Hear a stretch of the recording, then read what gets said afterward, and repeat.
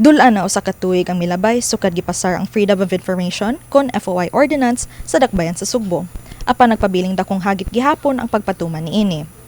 Mao kini ang usa sa gipahimugatan ni Cebu City Councilor Rhea Lon ug sa mga sakop sa Cebu Citizens Press Council atol sa World Press Freedom Day Forum ni atong Miyerkules, Mayo 3. Under the ordinance 2657, it provides for a framework where information can be accessed through the 27 departments under the Cebu City government and all other offices under the office of the mayor.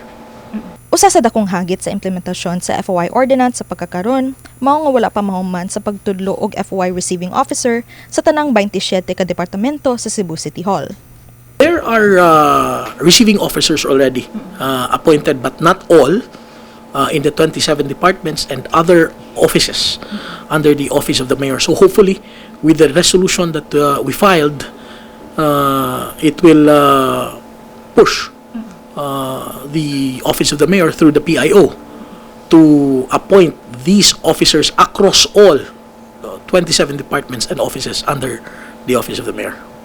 Apan matud pa sa konsehal nga adunay mga exception sa FOI nga giduso sa City Legal Office, laing rason sa pagkalangay sa implementasyon niini. Dunay 8 ka exception nga nalakip sa FOI sama sa impormasyon nga sakop sa executive privilege, pribilehiyo nga impormasyon nga may kalabutan sa nasudnong seguridad, defense ug international security.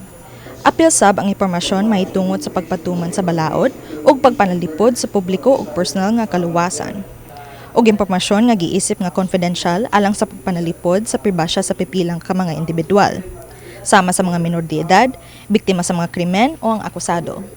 Ang konsehal niingon nga kini nga mga exemptions i-appeal sa usa ka amending ordinance. Kay inumduman nga ni atong Hulyo 28, 2022, gipirmahan ni Mayor Michael Rama ang City Ordinance 2657 o ang Freedom of Information Ordinance sa dakbayan sa Sugbo, nga gipangamahanan ni kanhing konsehal ug karon kongresista Eduardo Rama. Una kining giduso ni atong 2019 ug giaprobahan sa konseho ni atong 2022. Kauban si Queenie Huligon, kini si Candice Urot, UP Com intern alang sa 𝗫𝗶𝗵𝗽 Cebu.